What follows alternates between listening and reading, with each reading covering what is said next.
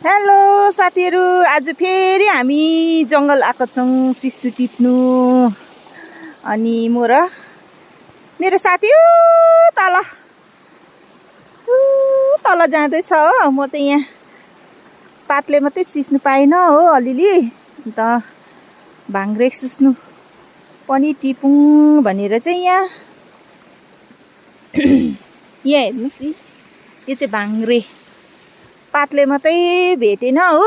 अनि भाङ्रे पनि दामी रहेछ, हेर्नुहोस् है।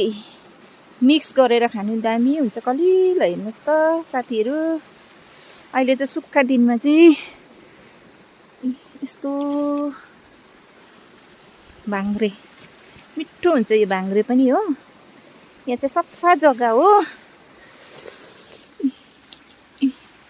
हेर्नुहोस्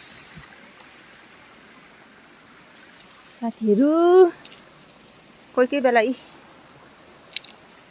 अर्ग्यानिक टिप्न आउँछौँ हामी एकदम। हेर्नुहोस्,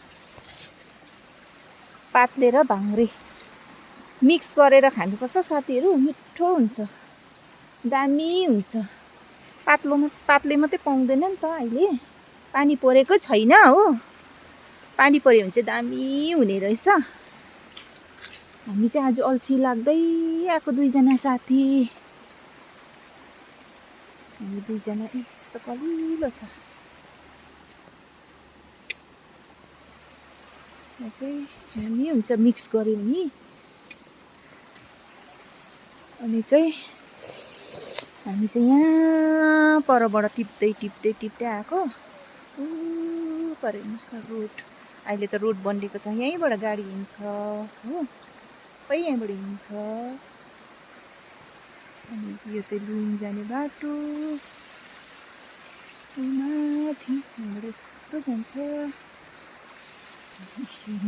अस्ति पनि आएको थियो हामी हो, निकै भएको थियो नआएको साथीहरू। आज चाहिँ आएको हामी, घरमा बसिरहनु भन्दा चाहिँ जाउँ हौ भनेर चाहिँ हामी दुईजना आएको। चिसो पनि थियो हो, अनि चाहिँ आएको। हस् त साथीहरू।